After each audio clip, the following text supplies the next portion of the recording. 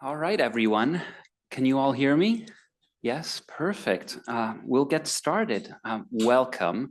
Thank you for spending this Friday evening with us. My name is Tommaso Pavone. I'm the director of the Center for the Study of France and the Francophone World, CEFMEF, here at the Monk School at the University of Toronto. And on behalf of myself and my partner in crime, Ron Levy, we're delighted to welcome you to the highlight of CEFMEF's academic year, the annual keynote lecture. This keynote lecture is jointly sponsored with U of T's Center for European and Eurasian Studies, directed by Ed Schatz, and the Institut Français du Canada, under the auspices of the French Embassy. And I want to personally thank the Consul General, Bertrand Pousse, and Sylvain Corneveau, and Aram Kebe at the French Consulate for all your help and support in making this and CEFMEF's programming possible. When Ron Levy and I sat down for coffee late last summer to brainstorm who to invite to deliver the keynote lecture, the same name was on the tip of both of our tongues, and I am simply delighted that he's graciously accepted our invitation. And I'm, of course, talking of Bernard Harcourt, the Isidore and Seville Sulzbacher Professor of Law and Professor of Political Science at Columbia University in New York, and chaired professor at the École des Hautes Études en Sciences Sociales in Paris, who will deliver today's lecture titled Cooperation in Conflictual Times, a topic that couldn't be more timely. Before welcoming Professor Harcourt on stage, let me try to do some justice to his many accomplishments and his accolades. He's the founding director of the Columbia Center for Contemporary Critical Thought and has pioneered groundbreaking interdisciplinary research in both French and in English on punishment and criminal justice, on capitalism and neoliberalism, on democracy and praxis. He's edited lectures and writings by Michel Foucault and has published no less than 10 of his own books, including Illusion of Order, The False Promise of Broken Windows Policing, which is the sort of definitive manifesto against the broken windows theory of policing pioneered in New York City. The Illusion of Free Markets, Punishment and the Myth of Natural Order, which traced the inextricable link between the rise of ideas of market exchange on the one hand and mass incarceration on the other. Exposed Desire, Disobedience in the Digital Age, which revealed how we participate in our own surveillance by the state and social media companies through our insatiable desire for online content. And as you can probably tell, Bernard's book titles are as sharp and captivating as the ideas he delivers therein. I first met Bernard 15 years ago with a full head of hair when I was a master's student at the University of Chicago, and he was chair of the political science department. And what most impressed me then was the same thing that makes his new book, which is the basis of his talk in some ways, what makes it so impressive. His new book, Cooperation, A Political, Economic, and Social Theory. His capacity to marry sophisticated critical theory, often drawing on Francophone intellectual sources, with on-the-ground practice and activism, from the speeches I saw him deliver at the Occupy Wall Street movement in downtown Chicago many years ago, to his decades-long commitment to defending men on Alabama's death row, bearing witness to the cruelty of capital punishment in the United States, for which the New York City Bar Association awarded him the Norman Redlich Capital Defense Distinguished Service Award. So in these current political times, replete with extremist political parties, clashes on university campuses, including his home University of Columbia, democratic erosion worldwide, there's simply nobody better placed to help us grapple with how we cooperate in times of conflict. So Bernard, we're really honored to have you. Welcome to Toronto. The floor is yours.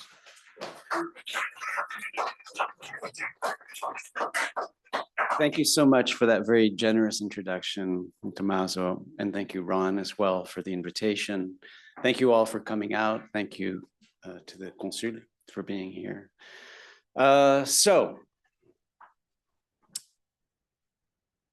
Cooperation in conflictual times.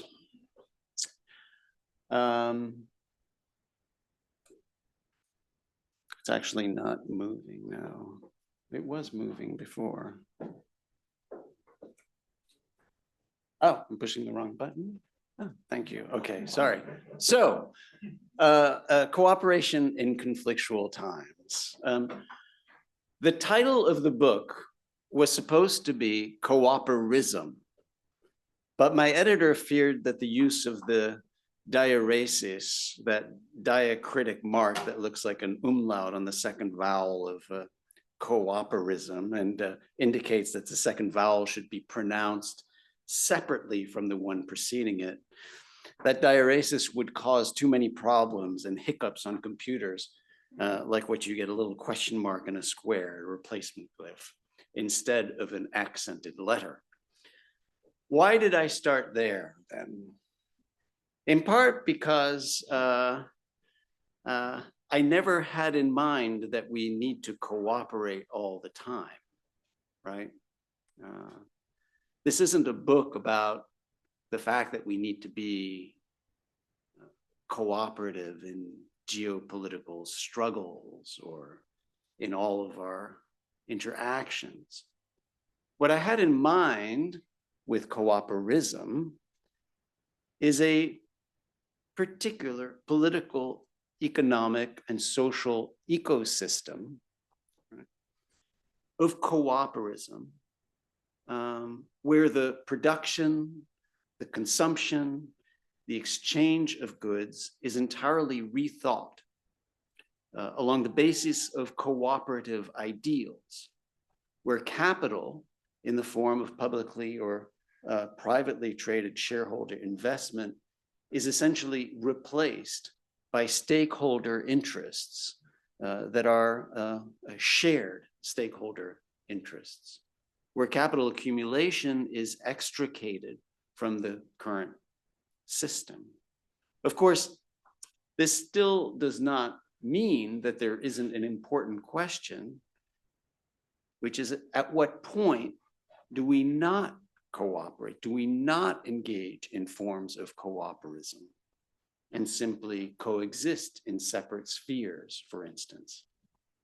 And given the new world that we face, one of increasing conflict, confrontation, bullying, and competition, doesn't cooperation then, or shouldn't we be interested in the limits of cooperation? Does cooperation seem a bit quaint at some times, especially perhaps for US-Canadian relations right now? I would say that overall, though, even though I'm going to be speaking about the limits of cooperation within the context of cooperism, I would say that these times more than ever call for cooperation, by which I mean cooperism, understood as a term to all forms of local, democratic, self-determining modes of living that can and do exist today, that surround us, and that can coexist with the brutality and the violence that we see around us. Now that's a mouthful, I realize, and it may be somewhat confusing. So let me start from the very beginning. The idea of cooperism. It may feel today that our present economic system, what we tend to think of as capitalism, described in its various different forms, extractive or cannibalistic or Frankenstein, or however you want to think about it. It may feel that capitalism is made of Teflon and that there's no viable way out or forward to a kind of post-capitalist society, that it always adapts brilliantly to any challenge and any change.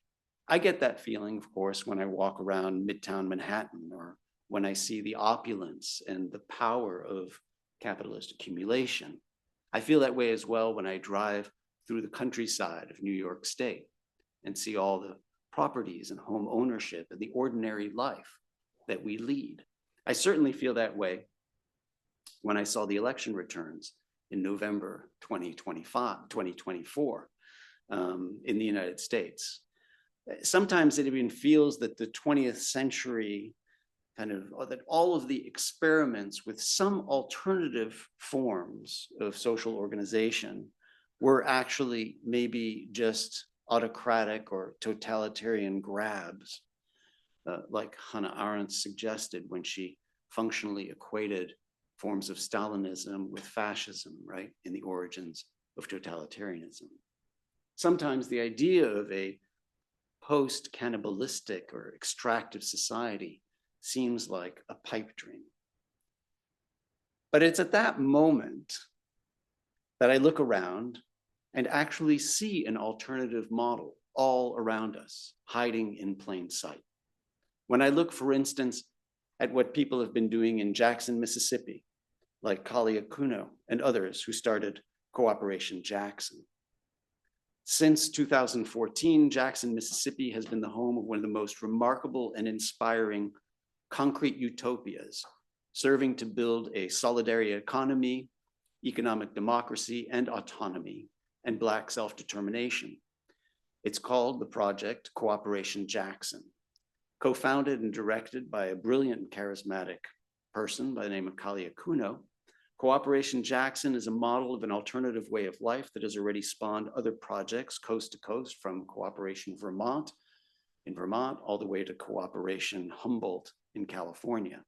It's an ambitious effort within the African-American community in Jackson, founded in 2014, that includes a cooperative farm called Freedom Farms Cooperative. It's an urban farming worker-owned cooperative that owns and grows and sells organic vegetables, a worker-owned health-oriented catering business, cafe called Nubia's Place Cafe, catering cooperative that coordinates with the Freedom Farms, a worker-owned yard care and composting cooperative called the Green Team, sells composted organic yard waste to farmers, a cooperative print manufacturing shop and fabrication lab, the Center for Community Production, which is they've got a 3D printer and it's for the entire community, as well as land held in common through the Fannie Lou Hamer Community Land Trust that serves the community, educational organizational spaces like the Kuwazi Balagoon Center for Economic Democracy and Development, as well as the Jackson Human Rights Institute, which engages in human rights training and organizing. And the ambition here is actually to transform Jackson, Mississippi into a human rights city. The climate change has had an effect here. They've been actually now forming alliances with Cooperation Vermont and other collectives to create refuge for climate refugees, particularly from Jackson, Mississippi, and particularly because of the water crisis there. And those collaborations included most recently an effort, at least an idea, to create a cooperative university at Goddard College in Vermont. And I'll talk a little bit about cooperative universities later. But I see it as well when I look at a place like Home Healthcare Associates Cooperative in the Bronx. This was created in the Bronx, in Brooklyn, and Manhattan. It's now one of the largest worker-owned cooperatives in the United States, actually, and it has over 2,000 worker-owned home healthcare aides who work across the city. I see it as well in Brazil. When I look at the landless workers movement, a remarkable movement in Brazil. It's the largest progressive social movement in the Americas, with over 1.5 million people. 1.5 million people. That's a lot of people in this movement. It encompasses about 500,000 families. The families live and work on collectives that are on formerly uncultivated lands that they have occupied, squatted, settled, and turned into productive agrarian cooperatives. Now, these are not just rogue occupations. Many are actually sanctioned under Brazilian law that requires that farmland remain productive. And the amount of farmland in Brazil that is not used and not farmed and is not productive, that owned in private hands, is approximately the size of France. So there's a lot of land. Once they occupy the lands, the collectives begin to farm the land, they create cooperatives, and then their lawyers can actually try to obtain title to the land in Brazilian court. Thousands of these settlements have been legally recognized by the Brazilian government. About 60% of the movement's occupations have been ratified. And the result has been an extraordinary empowerment for hundreds of thousands of impoverished families who have lifted themselves out of poverty and contributed to wide-scale production of agricultural goods. There's a lot to learn on this front. They've also created 2,000 schools of their own, cooperative schools of their own on these different settlements and cooperatives. And the occupations have been going very strong. There were less under the Bolsonaro regime, but now again, they're rising under the Lula regime. These are all forms of cooperation that surround us and mutualism. In the United States, you could think of King Arthur Flour, the baking company that we all know very well. Practically everybody is using their flour in the US now. It's a 100% employee owned. There's the Park Slope Food Co-op, a well-known food co-op that's been in Park Slope, Brooklyn for a long time. There's Land O'Lakes butter. In the United States, everybody's eating Land O'Lakes butter. That's all you eat. It turns out it's actually a producer cooperative. Sunkist is a growers cooperative. REI is a consumer cooperative. Navy Federal Credit Union is a large banking cooperative with 8 million members. In fact, it's got more than 7,000. There are more than 7,000 credit unions in the US serving 100 million customers. We were talking earlier about in France, the banking industry is predominantly mutualized at this point. State Farm and insurance areas are particularly places of cooperation. State Farm is a mutual insurance company owned by its policyholders. Most of the household names in America of insurance companies are mutuals. State Farm, Liberty Mutual, New York Life, Nationwide, Northwestern Mutual, Mutual of Omaha, et cetera. Extremely resilient. In fact, studies seem to suggest that those forms of cooperatives and mutuals are more resilient. The median age of a US mutual insurance company is about 120 years. And of course, many of us in New York City live in housing cooperatives. Cooperatives can be big or small. They can be large multinationals. We were talking earlier with Mariana about and also at lunch about the Mondragon Cooperative Consortium, which is headquartered in Spain. It's a diversified manufacturing heavy equipment, employs over the consortium, all of the cooperatives that form the Mondragon Consortium. There are more than 74,000 workers who are involved. Annual revenues in the billions of euros, 12.5 billion euros in 2016. So it's not impossible to imagine forms of cooperation that can grow to large sizes. And of course, they can be as small as the daycare center where our children are perhaps, or were when I was much younger. There can be radical cooperatives trying to transform society like Jackson. But there are also some that are much more conservative in a way, Amish cooperatives that exist as well. And when we start to think about all of these forms and all of these examples, we start to see the possibility of an alternative model of political economy right before our own eyes. Now, in the book Cooperation, I try to propose a blueprint for a different form of governance built on cooperation rather than competition. That's the idea and the word cooperism, a coherent political, economic, and social system. And the central idea is that we can do this throughout every aspect of our lives. We can do it in the working context, in the housing context, in the food cooperative context, producer cooperatives, which for processed foods, we can do it in the educational daycare context, insurance, credit unions, mutual aid organizations, as well as some forms of truly nonprofit community-oriented spaces.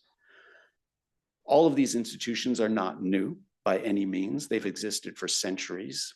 The principles behind them have existed for a couple of centuries as well. The basic values of cooperatives have been established actually in 1869 in the International Cooperative Association, which had members from multiple different countries across the world. Those principles have been developed and refined. The principles themselves are simple and straightforward, even though it's often difficult to engage in self-governance, right? But what we could do is combine them and compound them into an entire economic and social system. Now, a system that would do what? Well, it would infuse democratic self-governance in every aspect of our lives. So not just in the electoral space, not just when we go vote, right? But in every aspect of our lives and social relations. It would give everyone an equal voice and an equal share in the resources that they produce. Here, we were talking earlier about kind of the ratios, what we call disparities between the highest paid and lowest paid workers. In cooperatives, those are regulated in ways to keep the disparities really low so as to distribute the resources in a much more equal way. We're talking about dramatic differences, as we were talking about at lunch, dramatic differences. At the Mondragon cooperatives, the ratio is 4:1. In the real world, in the United States, the average ratio is about 700:1. And in large corporations and at a place like McDonald's, the ratio in 2018 was 3,100:1. Okay, so we're talking about significant differences in equalizing resources here. And with everyone participating with equal voice, it provides for the welfare of all of the stakeholders, not just the shareholders. And because it tends to be local and it ends up caring about the environment and the local space within which it is situated. So it is dedicated to sustainability and the living environment. I try to tease out 3 different dimensions: a political dimension, an economic dimension, and a social dimension. Along the political lines, what I essentially argue is that the need for cooperation comes out of the fact that we have become more interdependent today than we have ever been in human history. We've become interdependent today in a way that could not have been imagined by earlier political thinkers or economists or social theorists. Interdependent because of global climate warming, which means that, something that we do on this side of the earth is going to actually have effect on the lives of people who on the other side of the earth, who we've never met nor would even imagine being implicated in any way in what we're doing. As a result of that incredible interdependence today, most of the inherited political ideas that we have are outdated and really not up to the task.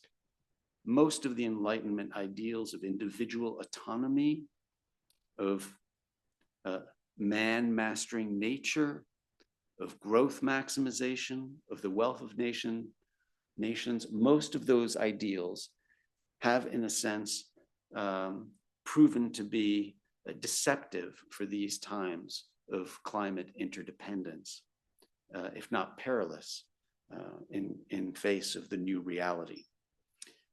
A lot of the thinking about cooperation over the past century or century and a half is itself also outdated and therefore needs to be rejuvenated. And that's why we need a new political theory of cooperism. A lot of the social utopian thought of the 19th century was based on ideas more of philanthropy and charitable work than it was real cooperism. Brilliant thinkers, Charles Fourier, Robert Owen, but they were more kind of wealthy industrialists who were trying to find ways of treating the orphans that they employed in a slightly better manner by adding some education, et cetera. But they were not really formulating a cooperative entity. Even the New Harmony that Robert Owen created in America, in Indiana, these were better working conditions, but they weren't self-governing really in the way in which we would need to be thinking about self-governing cooperatives today. There's been a lot of thought about separatist cooperative entities. W.E.B. Du Bois, for instance, had an idea of in 1935 in an important article of kind of a nation, a Negro nation within the nation, was the idea of a separate African-American society built on cooperatives. But I would argue that we're too interdependent today to allow for those kind of separatist efforts. There have also been, in the 19th century, there were a lot of evolutionist proposals about cooperation, particularly from anarchist thinkers like Peter Kropotkin, who wrote a famous book on mutual aid. But therefore, those were very scientific Darwinian theories, arguing that in fact cooperation was better for the human species than competition. And there too, I would say, there's too much. There's not enough scientific evidence, but we don't need to go down a scientific evolutionist road to support notions of cooperation. Instead, we need to think of it more as a human-made process. Inequality is a human-made process. Cooperation can be a human-made process. And so here we can draw on the work of Thomas Piketty, for instance, to show the ways in which policy decisions have created growing inequality in the 20th century, and turn in the same way towards Piketty or Katerina Pistor to see the way in which capital is coded and can be uncoded. Cooperism can be coded as well. From an economic perspective, I would propose that what cooperism offers is a bottom-up theory, predominantly, brought about by people working together, that doesn't require state intervention. It can be done by all of us right now without having in any way to transform the state or to get the state to support forms of cooperation. States can be more or less friendly to cooperative enterprises. They can facilitate them. They can also hinder them. They can facilitate them by making cooperation easier or harder, by taxing it differently, more or less than capital gains, for instance. So there are ways in which the state can encourage or discourage, but the point is that those cooperative forms come from the bottom up, can be created by all of us at any point in time throughout different parts of our lives. And then finally, from a social theory perspective, what I argue is that those forms of cooperation can create a world that would allow us to displace the punitive paradigm that really operates today with a cooperative paradigm. So instead of having a society where we operate essentially through a punitive paradigm, by which I mean that we don't invest in people so much at an early stage, at least in the United States, we don't invest much in public education or in health or in treatments, drug treatment or mental health treatment. We tend to only intervene when someone is caught up in the criminal system, at which point we are prepared to spend an enormous amount of resources.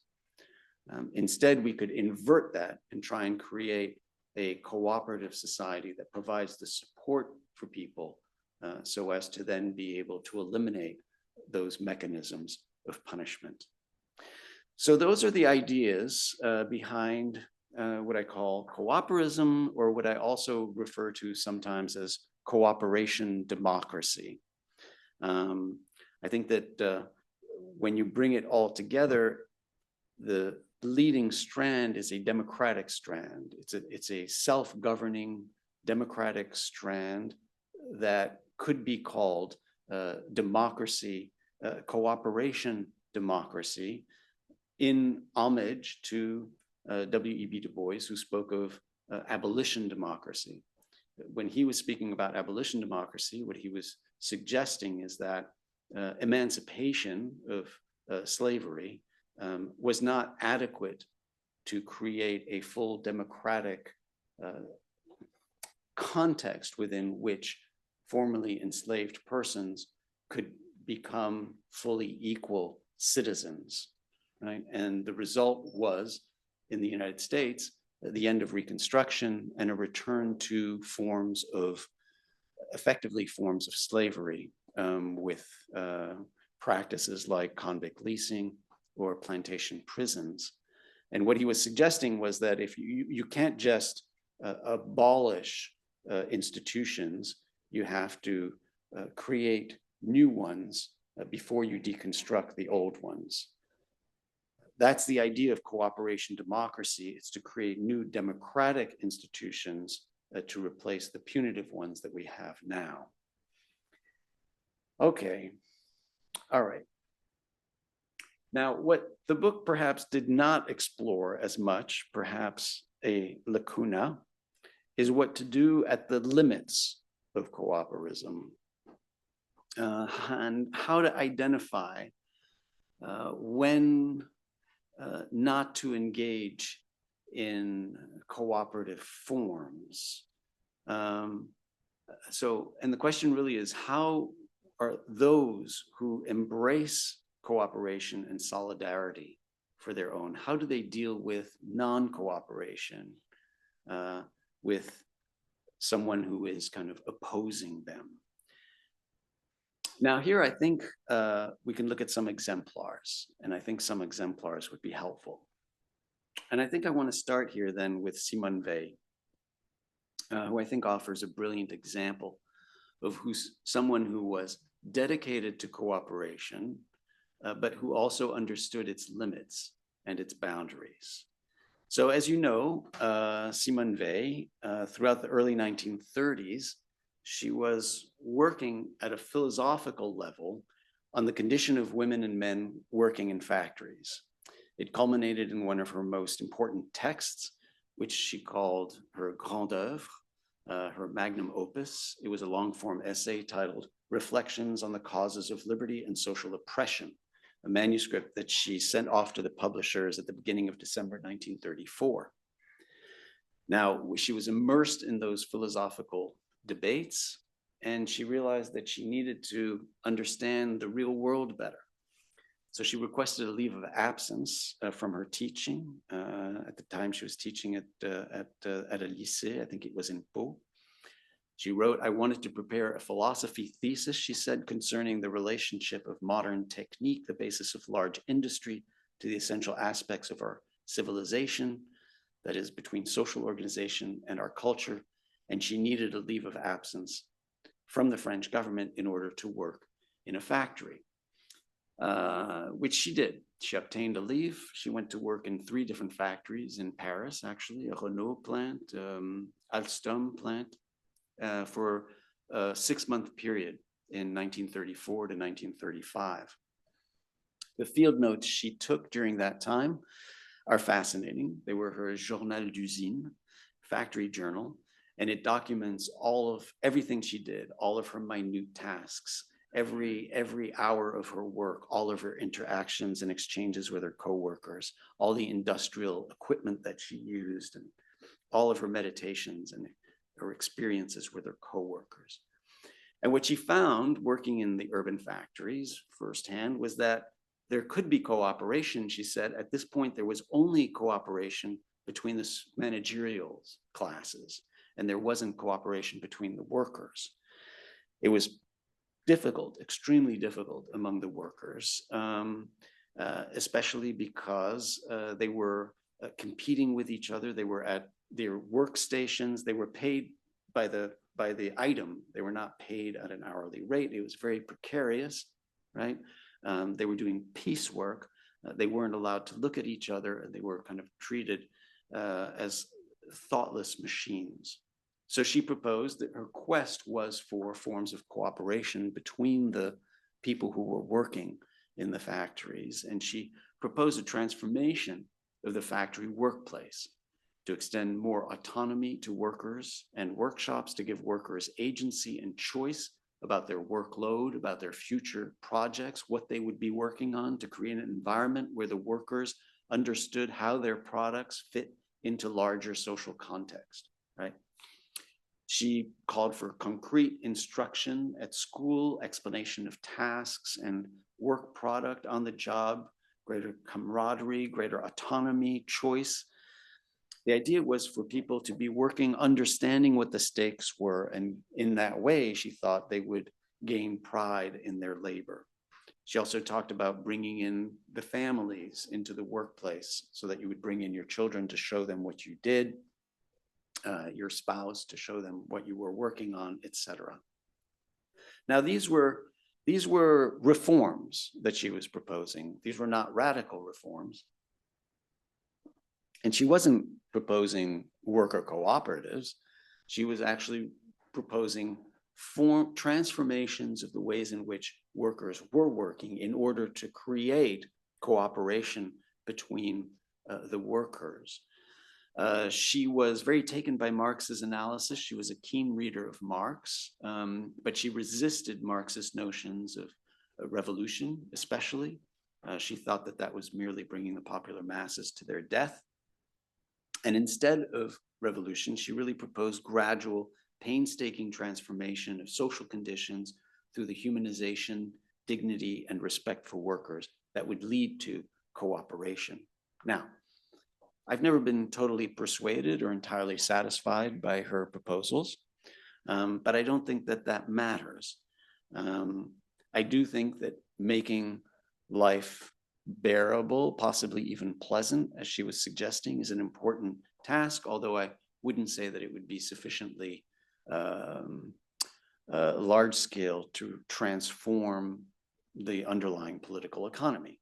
But I think that my theoretical distinctions, though, don't detract from the important point, which was that, well, two important points. One was that this immersive praxis of hers, which was to go into the factory, right, had led her, second point, to a focus on cooperation, and that was what she was after in a reformist, non-revolutionary way. It was all about cooperation. A few months later, though, and in a very different register, Simone Weil took up arms and volunteered to fight with the Republicans against Franco. She marched off to Spain a few weeks later in August 1936 and joined the ranks of the anarcho-syndicalists in Aragon and Catalonia. Now, here too, she had been engaged in philosophical inquiry. She had been writing about this. She came to this as a pacifist, actually, with a strong philosophical belief in pacifism, but her pacifism was really put to the test, particularly when Léon Blum, who was the French leader of the Popular Front at the time, no less, agreed to the Non-Interference Pact of 1936. In other words, agreed not to interfere with Franco in any way in 1936. Now, Weil was relatively gentle with Blum and the Popular Front in her writings for good reason. She sympathized with their desire for peace, but she was ruthless about the implications. She argued that if it was indeed right to not intervene to save the Spanish workers, then there could be no reason ever to engage in war. And she wrote, rien d'autre au monde ne doit nous amener à allumer la guerre. Nothing else. You had to be entirely consistent. If you weren't willing to defend the Spanish workers, then you shouldn't be defending even another country if another country were being invaded. She titled her article Generalized Non-Intervention, and shortly thereafter left for Spain, acting on those philosophical convictions. And of course, she was not very well equipped to be fighting in Spain. Some of the other folks who we think of who went to Spain and fought had the proper background, perhaps.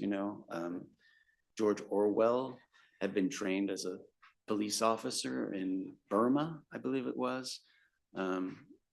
Hemingway, who actually didn't fight but was reporting, had been driving an ambulance and fighting during World War I, if I'm not mistaken. Simone Weil was not perfectly equipped, and she didn't last that long. She actually got injured in an accident about a month later and returned to France. But her dedication continued, and a few years later, Weil similarly displayed this kind of courage and engagement and philosophy and fidelity to her philosophical principles. And after escaping to the United States with her parents in 1942 and ending up in Morningside Heights, right next to Columbia, she joined the Free French and went to London to fight with General de Gaulle. And she was there for a few years, and that wasn't enough for her, actually. She decided that she had to go into France and be a resistance fighter herself. And tragically, though, she died of consumption before she could reach French soil at the age of 34. But what was clear here was that this was someone who aspired to cooperation, right? And yet knew the limits of cooperation as well.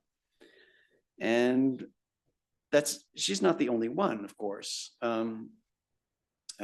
We could think of other thinkers as well. We could think of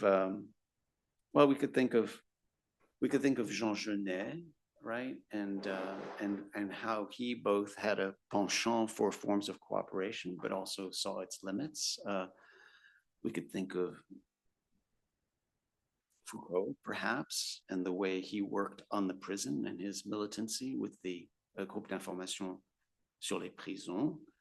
But what Simone Weil kind of shows us so poignantly is both the role of cooperation and solidarity, but also its limits. And so the critical question becomes, at what point, right, does she switch from cooperation to fighting, right? It's perhaps one of the most difficult problems of cooperation, is when do you not build on solidarity? When do you turn to its opposite?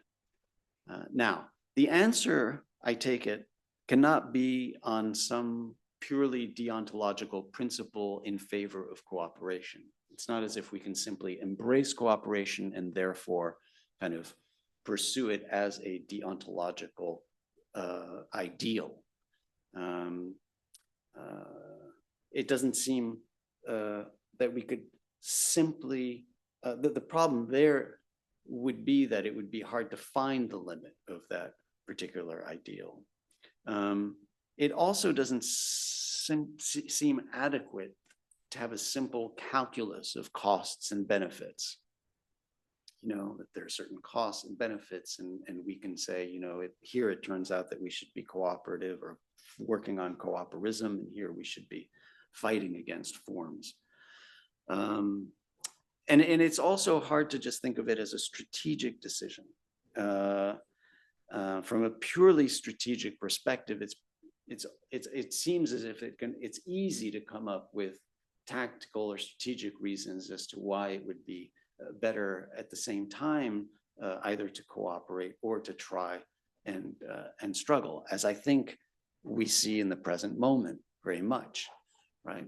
There are strategic decisions both for trying to appease and work with, and strategic reasons for trying to oppose and simply separate oneself.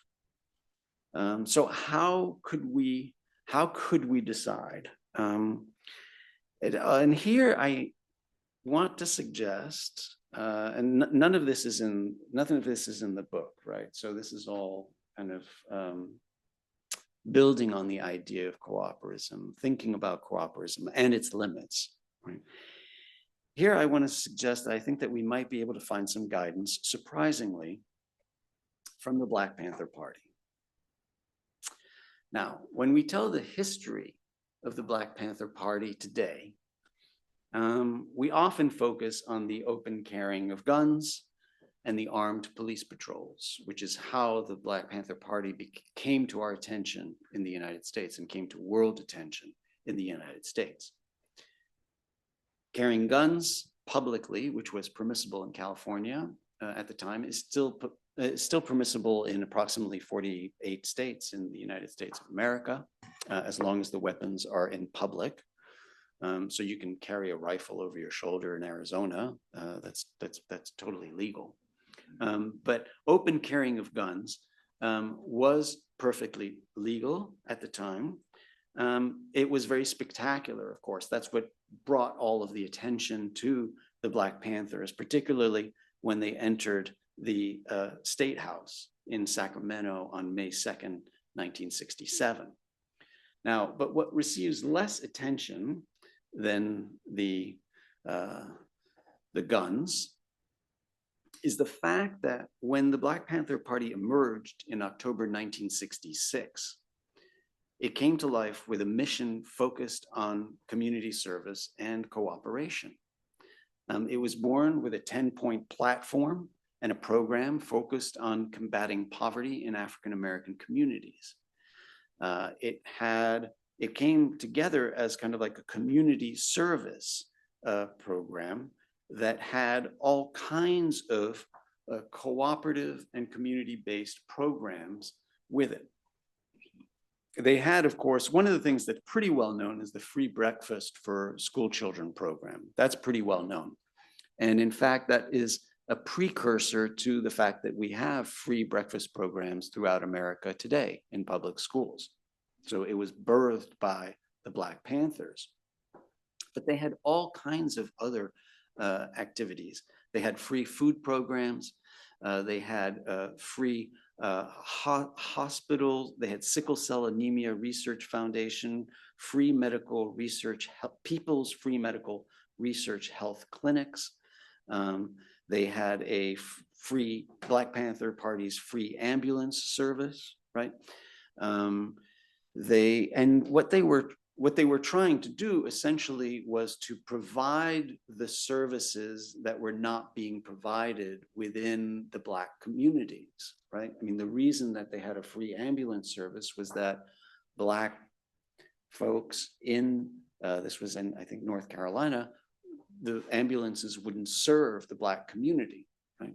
And so what they were doing was putting together these forms of cooperation or cooperism. In fact, they were trying to create a microcosm of cooperation of their own.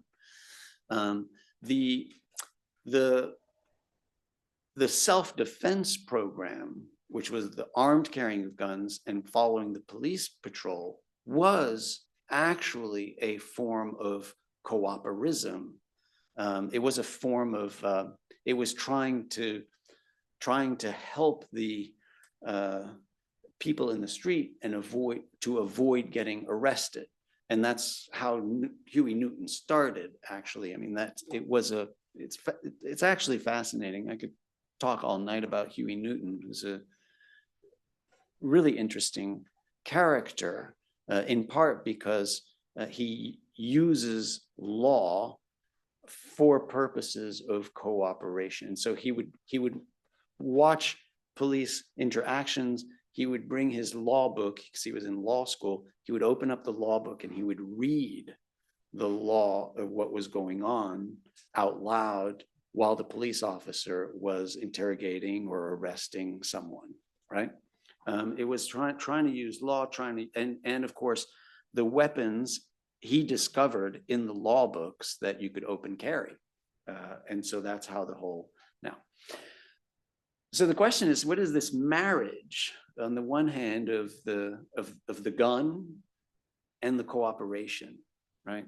And I think that that's actually, there's something in there, in their specific ideology at the heart of the Black Panther Party that is particularly interesting for negotiating this space of cooperation and non-cooperation. And their ideology had four parts to it. One was this idea of love for the people, okay? Another one was empowerment of the people. Another one, though, was the fact that social relations are conflictual, an understanding that social relations are based on some kind of a civil war. And the fourth one I'll come to in a minute, but they obviously were engaged in study.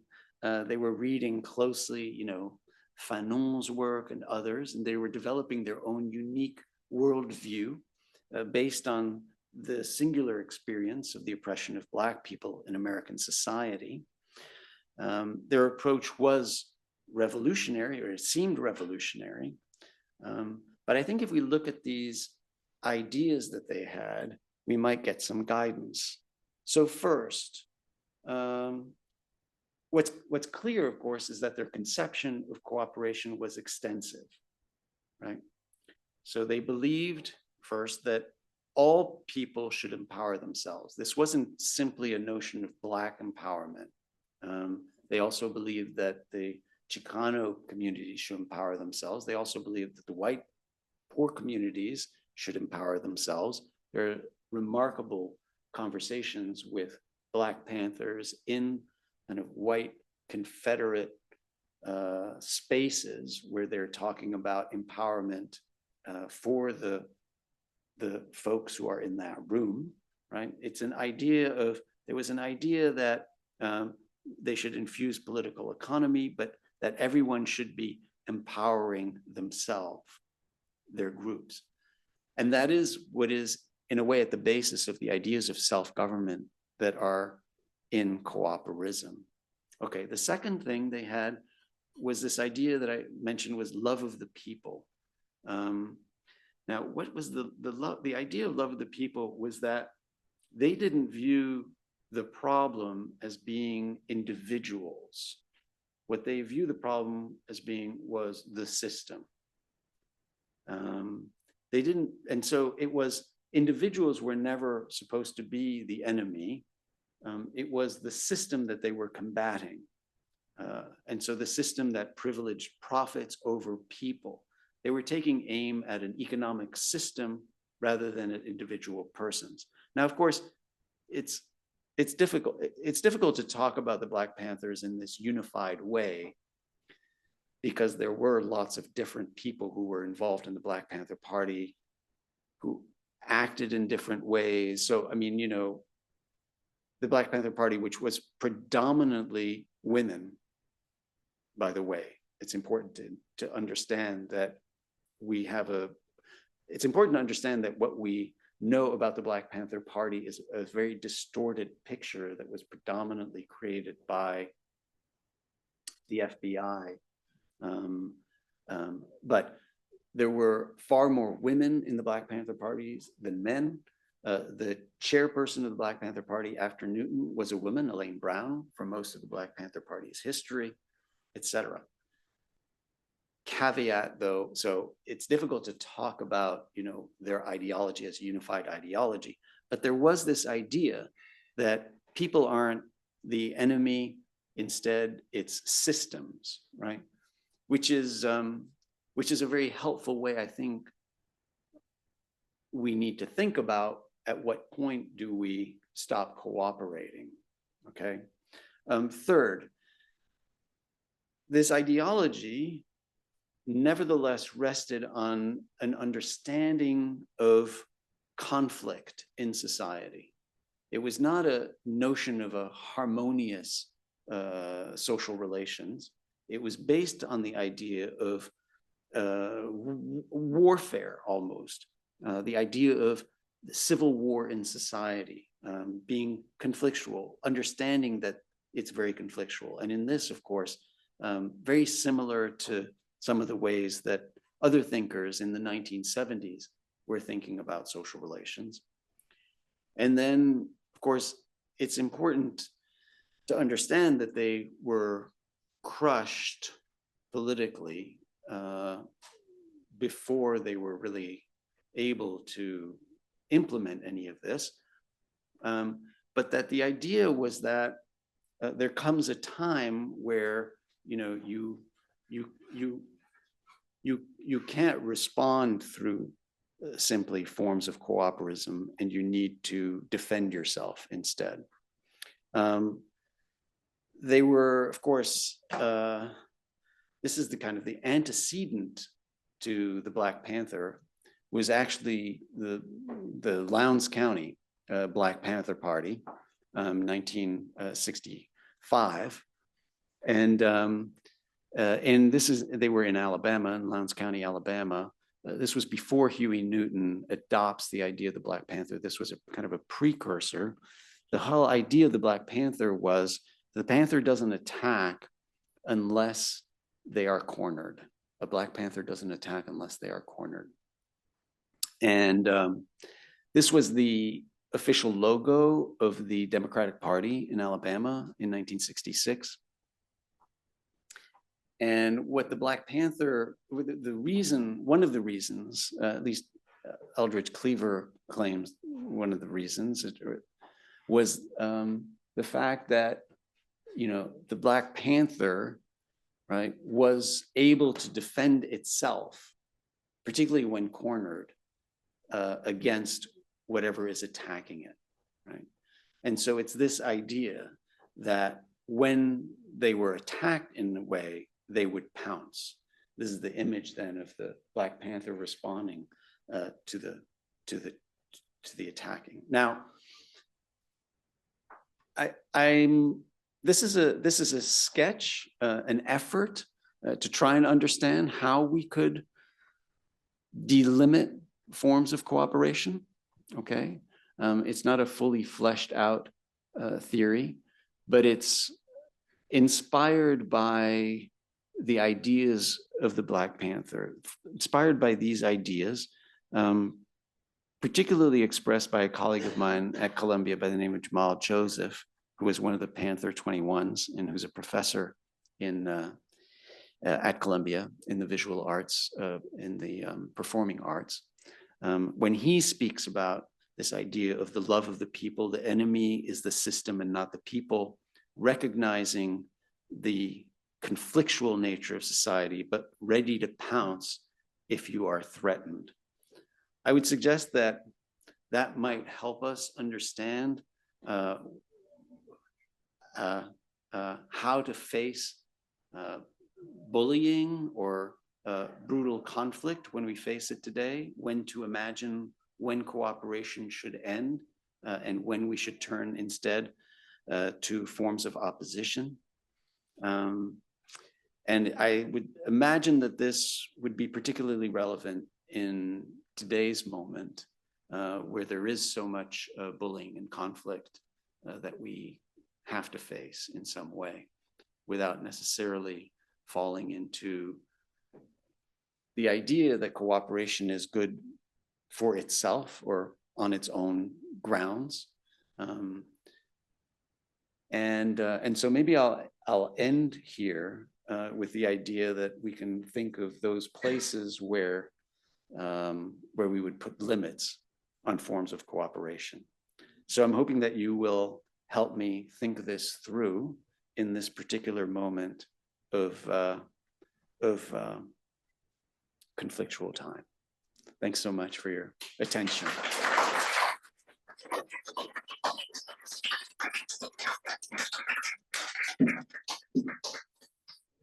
Should I come down? Let's see. with Let you? me see. Do these work? Yes. Yeah. Thank you, Bernard, for this really thought-provoking, stimulating talk. I want to start us off with just one question because I want to leave plenty of time for everyone else to speak. I want to ask you to some extent to bear witness to the extent that you can, and to help us sort through the case of universities. You Okay. Yeah, previewed great. that you're thinking about ideas of cooperative universities. Now, if you had told us 2 years ago that Colombia would be on the front lines of this clash between conflict and cooperation, few would have believed it, but here we are. I'm sure many of you know what is going on, but just to recap a few things, last week or a week and a half ago, the Trump administration canceled all of the grants, $400 million worth of grants to Columbia University, in a move designed to pressure the university administration to discipline students who participate in protests on campus. And this week, the Immigrations and Customs Enforcement, ICE, broke into the private residence of a Columbia graduate, arrested him, detained him in a facility in Louisiana, far away from his lawyer and his 8-month pregnant wife, promised to revoke his permanent residency and deport him, with many observers concerned that these actions are linked in his participation in pro-Palestinian protests. Now, it's clear that the Trump administration is trying to exacerbate conflict on university campuses, and that in many countries, not just in the United States, universities campuses have become sites of conflict rather than sites of cooperation. Can you give us your dispatch from the front lines and a sense of how universities can work to enact your cooperative vision and not become places that instead fan the flames of the conflicts that are pulling our democracies apart? Okay. Thank you, Tommaso. That's a tough one, right? Because it's really, really, really hot right now. I woke up this morning to the fact that at 1 a.m. today, there were ICE agents on campus who were actually searching dorms, two dorm rooms, with a federal warrant. So the university allowed them on campus, but effectively, actually, if I understand correctly, they were also demanding the names of other people. So they had warrants on 2 people, and they were actually in the student dormitories trying to find these people, these students. On the heels of last night, when I went to sleep, learning that the university had expelled 6 students for the manifestations in May, and suspended 16 students for 2 years. Now, you have to understand that Colombia, I've done some research on this, and looking through the archives, Colombia has never expelled a student for occupying Hamilton Hall. Hamilton Hall gets occupied once in a while. Hamilton Hall was famously occupied in 1968. That's what made Columbia famous in a way. It was occupied in 1968 for 6 weeks. I'm pretty sure it was about 6 weeks. It was a long, drawn out occupation. It was pretty ugly when the police came, and there was a lot of blood, and people were arrested. I think there were like 200 people arrested for the Hamilton occupation. Hamilton was occupied during South Africa apartheid divest movements. It's been occupied a number of times. Never in the history of Colombia has a student been expelled for any of those protests. I mean, I've looked through the archives, I've documented it. I've created a website to show every time that Hamilton was occupied and what happened to people, and no one's ever been expelled. So it's a very draconian punishments that are being meted out right now.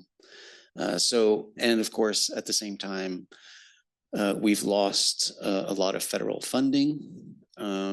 This week, we lost $250 million from the National Institute of Health because our projects are not aligned with the vision of the Trump administration.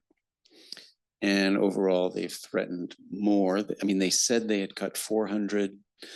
Now, you should understand that we receive half of our budget is actually federal grants, mostly for medical research, all kinds of advanced medical research, clinical trials, et cetera. So Columbia receives about $1.3 billion in federal funding, predominantly for the hard sciences and the medicines. The law school doesn't have any federal grants. The business school doesn't have federal grants. I don't think the college has much federal grants, but we've become very dependent on the federal government, clearly. Something which I don't think people were cognizant of, and something that is relatively new. Mid 20th century was when the federal government started really funding research this way. Now, my impression is that the federal government under Donald Trump has decided not to be funding in this way anymore. I believe that it's a long-term project to shift the way in which the federal government distributes these research monies from public and nonprofit institutions like Columbia or the University of California to private enterprise. So very much the way in which the US government funded, the Pfizer vaccine research and all of the kind of COVID research. I think that that's where we are headed. A very different world where most of this money goes to private enterprise. I think what you see is something like it's the SpaceX model, right, of political economy, which is that we no longer are doing things in the public spaces of public universities or public entities, and instead we're getting private enterprise to do the work and to get the grants, basically. So given that, so right now, Columbia is very much in turmoil, as you can imagine, being hit from all sides, really, from the administration, but also from the presidential administration, but also internally from different factions, from the university administration to the students, etc. You could say that that's, too much crisis to even think about cooperism.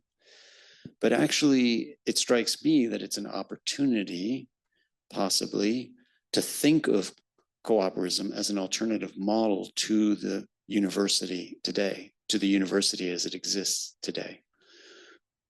Universities were founded as cooperatives in the Middle Ages. These were cooperatives of faculty, usually monks, right? And obviously we've departed from that significantly, but if one imagines that the federal government is no longer going to be involved in education in this way, and you also have to understand that another force that has significantly affected higher education has been donors, who have been kind of demanding certain things, dictating certain things about academic, about ideas. Would it be possible to get rid of the donors and the government, or they're doing this, so it's not like anybody would have to get rid of them. They are departing. In a world in which they are no longer, can one imagine the space being governed as a collective, as a cooperative of faculty, students, staff, and other stakeholders, right? It actually seems as if that might solve some of the problems that we have and solve some of the dérives that happen all the time, getting off of the tracks, right? Because one would think that it would be kind of like the faculty and the students figuring out how we police our own speech, right? Figuring out what the rules are for our own community.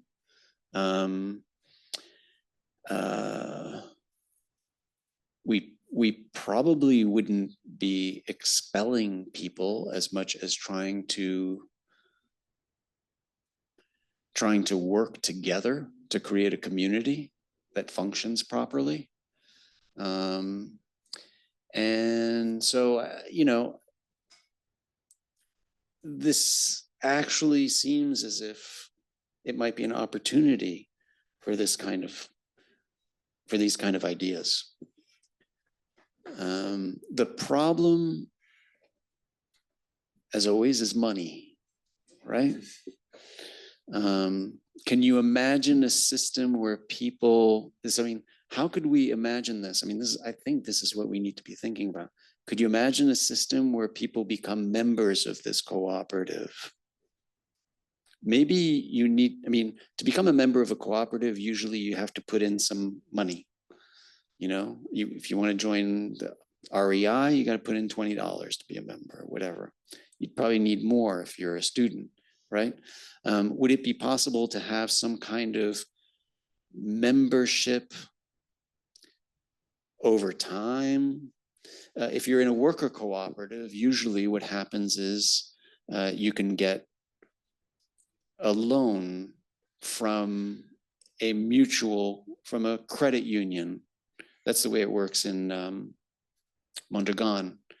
You've got a separate credit union based on cooperative principles from which you can get a loan. You work there, you get your salary, you pay off the loan, you become a member that way. So you've got your membership fee, etc. Would we need to think about working in a cooperative way? Possibly. Kaliakuno, I was saying earlier, had this project. Godard College had gone under, so they were thinking about trying to buy Godard College and how they were going to make it operate. And part of it was going to be working through agricultural cooperatives and so that the students would be working on the cooperative, etc. I don't know. I think these are the things we need to be thinking about. I view it as an opportunity. You see, it's right here where you kind of figure out, where do you stop? Where do you oppose? Where do you resist? Where do you fight back? Where do you turn in and create opportunity for cooperation?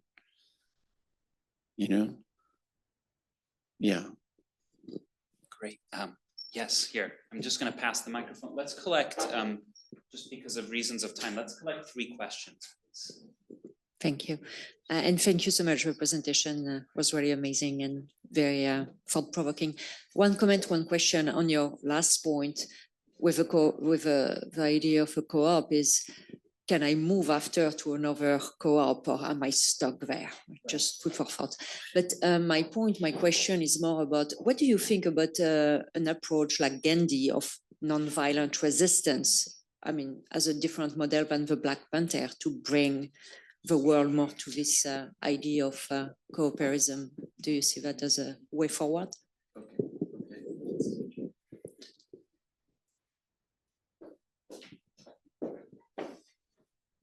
Yeah, thank you, Professor Harcourt, for the talk. I have a very deep question about penal abolitionism, but I won't formulate it here.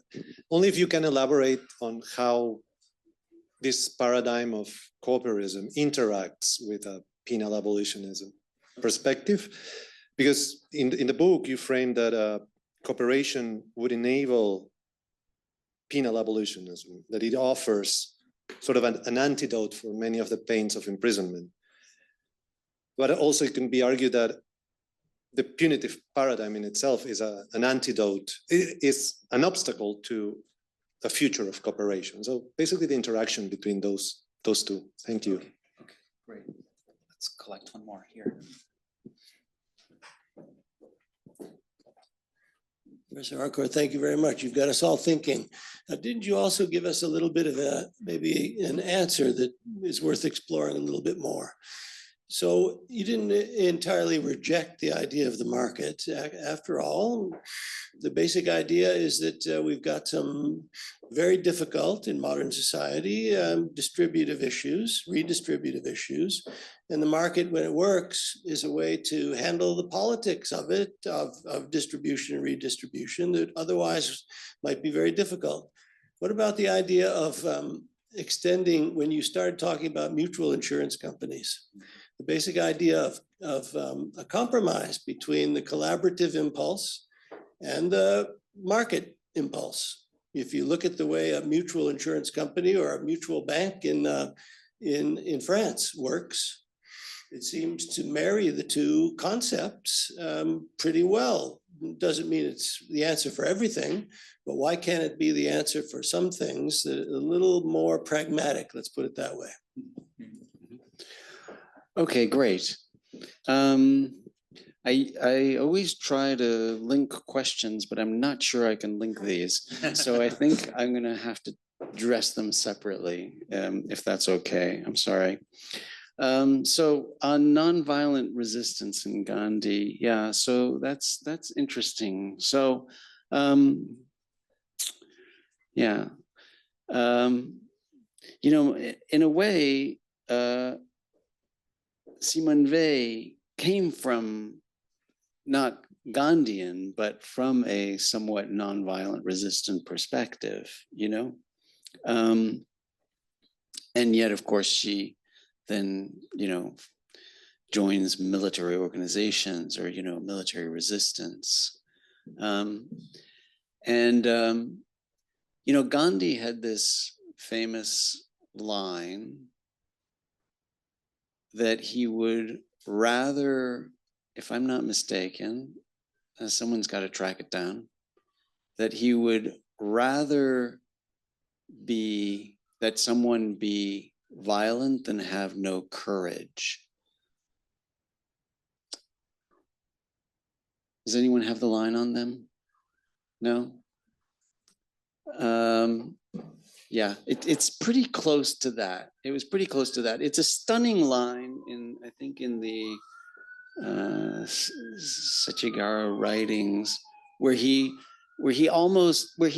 does say, actually, kind of like, I don't know, there's a certain point at which I would rather somebody respond violently than respond without courage. Which leads me to think that even he had imagined a space where, you know, there would be a difference. I would say that Gandhian nonviolence is an extraordinarily demanding way of living. Extraordinarily demanding. It almost requires a kind of an entire a religious investment that is superhuman practically. And so, you know, so I can imagine that part of the impetus of cooperation, cooperism kind of walks in a line with nonviolence. But it might be that at some point it's too demanding. Yeah.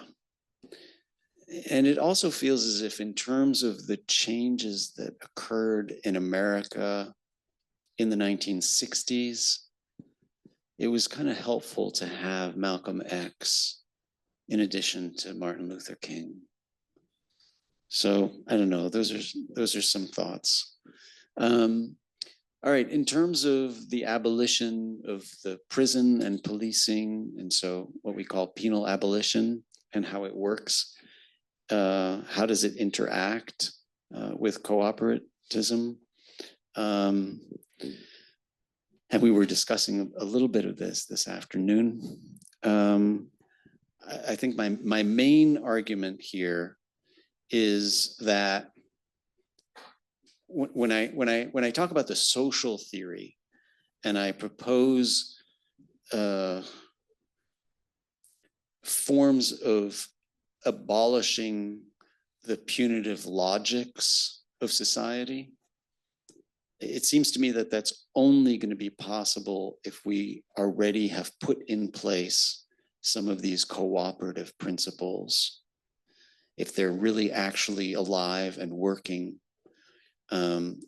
It's only if we are beginning to imagine working together in these forms of cooperism that we would be able to successfully eliminate punitive practices. And so for me, it's a question of timing, I think. I think that if we were to simply abolish institutions of punishment, that we would see other substitutes arising unless we had in place an ecosystem that had a different mentality and a different framework. Tell me if I'm not addressing your question, or if that's getting to it. Yeah, okay, all right. And then the market. So there's an interesting way in which cooperatives function in a market system, right? They're not abolishing a market system. They're not abolishing private property. They are different forms of economic organization that function within an operative market. Now, that being said, I would say it's important not to naturalize the concept of the market. And in a little bit of the way you were talking, I felt that you were talking about the market as if it's a thing, or if it has some natural properties. And what I would say is that all markets are deeply constructed and regulated. There is no free market. In order to create a market, it requires an enormous amount of regulation. We typically think of free market mechanisms as a supply and demand pricing mechanism. We typically think of the market as being like the perfect example is the Chicago Board of Trade, the pit where people are screaming at each other for pork bellies or something, right? But it's totally right. It's totally a political construction. Well, okay, but it's not. But I take it that it that works is not the market, it's the political construction, right? I mean, in other words, it's the political regulatory construction that creates the market to work in a certain way. So it would be those rules, those rules of the game. Now, when that works, I take it it's because of the rules that we've instituted to manipulate the market in a certain way. Part of the project of cooperism is to construct those market exchanges in a way that favors cooperatives. What are some of those things? Well, again, it would have to do with what is the tax rate at which membership distributions are taxed, right? If membership distributions are taxed at income rates rather than capital gains rates, that would be a disadvantage or an advantage, right? How do you incorporate cooperatives? How easy is it to incorporate cooperatives? All of those things get reflected in the ultimate price of the goods. So yes, it is a market mechanism, but I think that, what we evaluate is not what we call the market. What we're evaluating is all those rules that are creating the ways in which goods or services are exchanged. So I think we might be saying the same thing, but using different language. Thank you, Bernard. I'm conscious of everyone's schedules and time. We could sit here. You've brought so much richness to this: cooperatives, punishment, the free market. The start of a conversation. We're just going to have you back. Thank you so much. I appreciate it, and thank you.